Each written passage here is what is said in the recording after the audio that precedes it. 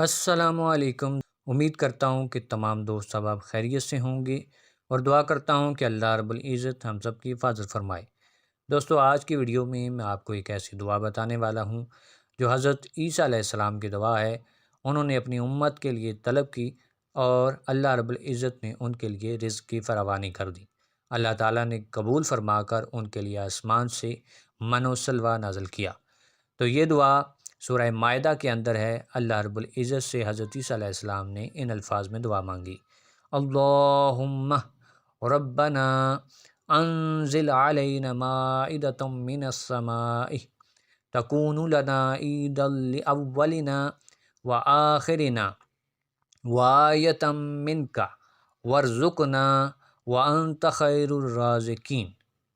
تو یہ دعا پڑھنے سے انشاءاللہ عز و جل اللہ تعالیٰ کی طرف سے رزق کی فراوانی ہوگی اور انسان کے گھر میں برکتیں نازل ہونا شروع ہو جائیں گی۔ اس دعا کو پڑھیں اور دوسروں کے ساتھ بھی اس کو شیئر کریں۔ ملتے ہیں اگلی ویڈیو میں، تب تک کے لیے اللہ حافظ۔